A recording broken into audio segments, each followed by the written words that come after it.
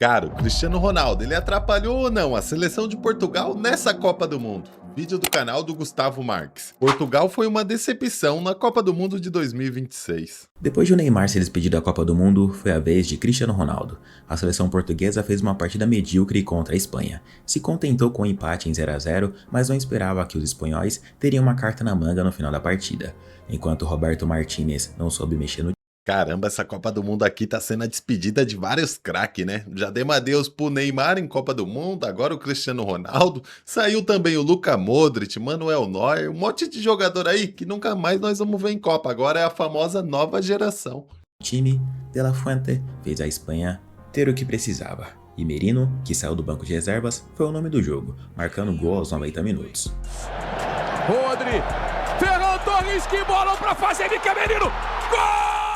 Com isso, Portugal está O Merino também, né? Sempre que ele sai do banco, ele faz alguma coisa. Fez o gol aí que classificou a seleção da Espanha na Eurocopa. Eu acho que não foi na final. Acho que foi contra a Alemanha. Eu não sei. Que ele fez também um gol quando ele saiu do banco. Sempre ele entra e faz a diferença. eliminada após o jogo horrível. E Cristiano Ronaldo agora chora, porque essa foi a sua última dança.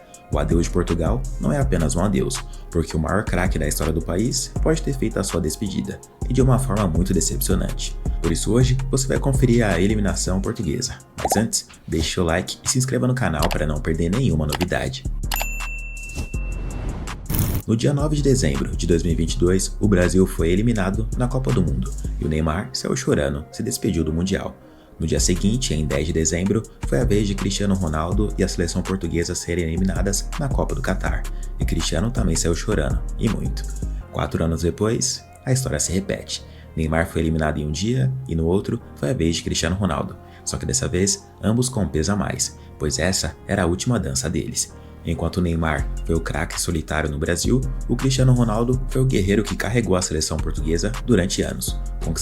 Pô, o Neymar, o que vocês acham? Foi a última Copa dele mesmo, né? Acho que ele não consegue ter mais 4 anos. É as lesões que sempre castiga ele. E para ir para uma Copa do Mundo, você tem que jogar em alto nível. Já nessa Copa foi difícil o Neymar chegar. Imagine para daqui 4 anos, como não vai estar ele. E o Cristiano Ronaldo, para ir para mais uma Copa do Mundo, só se o cara for invencível. Já tá com 41 anos. Se ele fosse para mais uma, ele ia estar no 45. Aí tem que fazer o quê? O veterano das Copas do Mundo. Entendeu? Tem que fazer ali só com idade avançada. Porque o Cristiano Ronaldo tá se recusando a se aposentar, mas dessa vez acabou, pô. A última Copa dele e já era.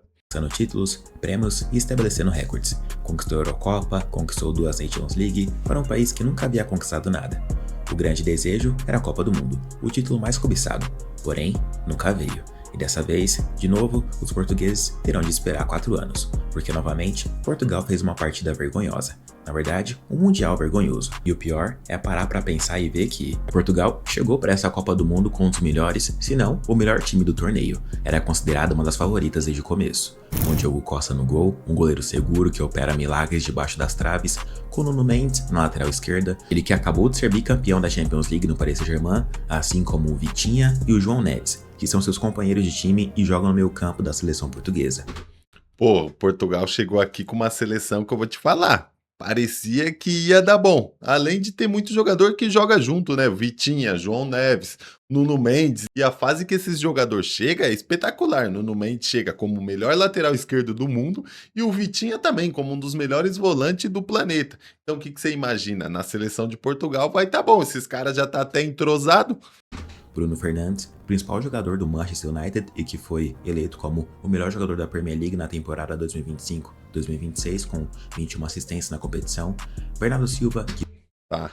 É isso que não entra na minha cabeça. É igual nós acabamos de falar. Nós tá com 2 volantes que tá jogando muito. O PSG tá ganhando tudo. João Neves e Vitinha. E aí você ajunta com outro volante ali, meio campista, que foi o melhor da temporada na Premier League, que é um futebol muito difícil. Você fala, pô, esse time vai criar muita situação de jogo porque tem um meio campo muito sólido. Então eles vão dar aula. Vai ser um meio campo bom e vocês sabem que meio campo ganha jogo.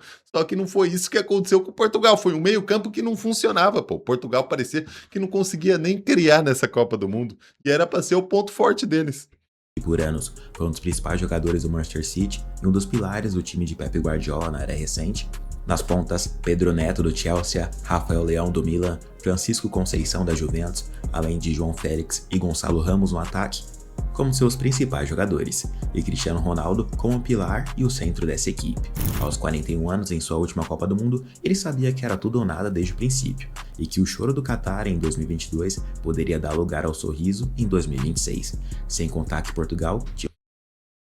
E esse ano o que fazia o Cristiano Ronaldo ter esperança é que o Portugal vinha vindo bem, né? Jogou a Nations League, aqui Nations League tem outro peso, não adianta querer comparar com Eurocopa, com Copa do Mundo, então esquece. A Copa mexe com o psicológico dos jogadores, mas na Nation Portugal foi bem, né? Ganhou a final contra a Espanha, que todo mundo dava que a Espanha ia ganhar aquela final. Quem acabou ganhando foi Portugal. Então colocou, pô, estamos preparados para uma Copa do Mundo. Se nós bater a poderosíssima Espanha, nós bate qualquer um. E não é bem assim que as coisas tocam, né? Ganharam na Nations, mas chegou na Copa do Mundo com a mesma Espanha. Só deu Espanha, pô, o jogo todo. A Espanha mereceu passar. Por mais que não jogou aquele futebol convincente, a Espanha foi melhor a partida inteira. Um jogador a mais, uma motivação a mais por causa da morte de Diogo Jota no ano passado. E eles jogariam também pelo Jota. O treinador Roberto Martinez tinha nas mãos as melhores peças portuguesas possíveis para fazer a engrenagem funcionar, mas o começo foi trágico. Na estreia contra a República Democrática do Congo, Portugal até abriu o placar com o João Neves, mas sofreu um empate ainda no primeiro tempo e viu o time todo perdido no meio de campo.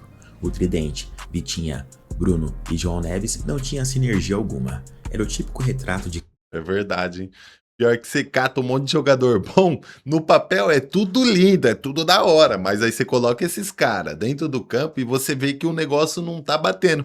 E o que eu acho que ia ter que acontecer? Ia ter que pôr outro jogador aí, pô, pra fazer encaixar esse meio campo. Não adianta você forçar num algo hipotético, entendeu? Que só funciona no papel. A exemplo disso é o que o Thomas Tuchel falou, nós tem um monte de jogador bom tal, mas que se pôr junto ali pra jogar não funciona. Foi por isso que ele deixou de fora Phil Foden, ficou um monte de jogador, não levou a Arnold no papel, era aquela seleção que botava medo, mas dentro de campo era uma seleção que não funcionava. Então o papel do treinador é fazer uma seleção que funciona, independente se fulano que tá grandioso, que fez uma temporada incrível, vai ficar no banco ou não. Tem que deixar no banco, dependendo. Craques bem em seus clubes e desempenho muito abaixo na seleção. A bola mal chegou aos pés de Cristiano, que fez apenas 25 ações com a bola e desperdiçou as poucas oportunidades que surgiram. Mas o principal problema nem foi o empate na estreia, mas sim o que aconteceu depois. As entrevistas dos jogadores dizendo que o Cristiano era só mais um jogador na equipe e que não precisava passar a bola para ele, pegou muito mal, e uma certa crise interna começou a surgir.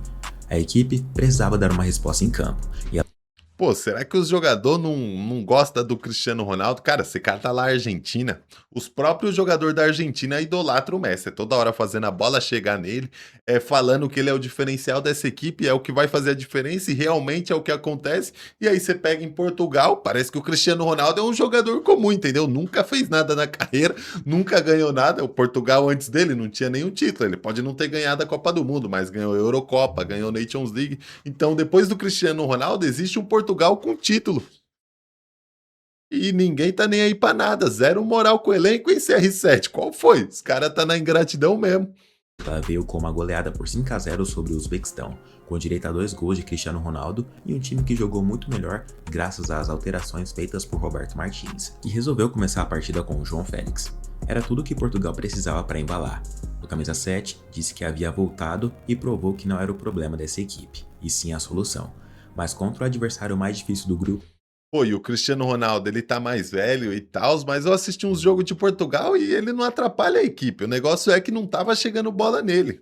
E quando chega a bola, ele mata. Igual foi contra o Uzbequistão, que o Uzbequistão também, pra tirar ele como parâmetro, é fogo, né? Uma seleção bem mais fraca, que tá mais espaço. Então todo mundo consegue se sobressair um pouco mais. Mas quando pega uma outra seleção travada, fica difícil também pros outros jogadores mandar bola pro Cristiano Ronaldo. Que aí, se o meio-campo não jogar, se os outros jogadores ponta não jogar, fica difícil você fazer gol. O centroavante, ele tem que receber bola para matar. Portugal, de novo, deixou a desejar. O empate em 0-0 com a Colômbia acendeu um alerta, pois novamente fez outra partida fraca, e a Colômbia se mostrou superior. A equipe europeia ficou em segundo lugar no grupo e caiu no lado mais difícil da chave. Os sinais eram claros: Portugal desse jeito não ia conseguir chegar longe, e o adversário da fase 16avos foi simplesmente a Croácia, um time cascudo que cresce em jogo eliminatório, e dessa vez não foi diferente. No primeiro tempo, E só para vocês terem uma noção, a Croácia nas 2 últimas Copas. Em 2018 eles foram finalista e na última eles chegaram na semifinal, foi eliminado para a Argentina. Então Portugal já pegou um adversário cascudo por conta dele mesmo. Não jogou nada na fase de grupo e caiu no lado mais forte. Era para ele estar lá do lado da Argentina e provavelmente ia pegar a Argentina só nas quartas de final, pô. Pelo menos ele ia passar das oitavas. Portugal até jogou bem, foi superior, mas não conseguiu converter as chances e balançar a rede. E a segunda etapa foi uma verdadeira guerra. A Croácia começou a amassar Portugal e o Perisic abriu o placar para desespero dos portugueses. O meio-campo talentoso de Portugal, que muitos consideravam ser o melhor da Copa, foi engolido pelos idosos da Croácia, com Luka Modric, de 40 anos, e Mateo Kovacic, de 32, que dominaram os portugueses por completo. E isso não foi apenas com a Croácia. Todas as equipes que Portugal enfrentou, exceto contra o Uzbequistão, o meio-campo foi completamente dominado. O trio com Vitinha, Bruno e João não estava funcionando. Portugal respondeu com bola na trave e também com um golaço de Cristiano, mas que estava impedido. Só quando surgiu o pênalti que tudo mudou e Cristiano converteu. Centrado, partiu pra bola. Ele, Cristiano Ronaldo. Gol! Pênalti decisivo ele gosta, né? E não adianta você falar, não, hein? Gol de pênalti é fácil, que se gol de pênalti fosse fácil, nós estava classificado para a próxima fase da Copa do Mundo. Parabéns, Bruno Guimarães. Muito obrigado. Mas ainda assim, o jogo era mais croata. E quando Cristiano Ronaldo foi substituído, tudo parecia ser o fim. Uma loucura do técnico, mas Roberto Martínez tinha um plano, e o nome dele era Gonçalo Ramos. Graças a um cruzamento incrível de Rafael Leão, Gonçalo marcou. Levantou para Gonçalo Ramos! Gol! O gol nos acréscimos fez Portugal vencer. Cristiano ficou aliviado. Teve até aquela polêmica no último lance porque a Croácia marcou um gol que foi invalidado, porque o átomo do fio de cabelo do cara tocou na bola. Mas o fato mesmo é que Portugal teve seu meio de campo novamente dominado nessa partida. A classificação para as oitavas trouxe então um duelo contra a Espanha, equipe que Portugal venceu na final da Nations League no ano passado. E o estilo de jogo espanhol, de posse e controle, favorece muito o estilo português, que gosta de transição rápida e contra-ataque. A Espanha se defende de uma forma interessante, porque é difícil ver os adversários conseguindo infiltrar em seu sistema defensivo, tanto que até hoje eles não tomaram gols nessa Copa, e estão a 35 jogos invicta.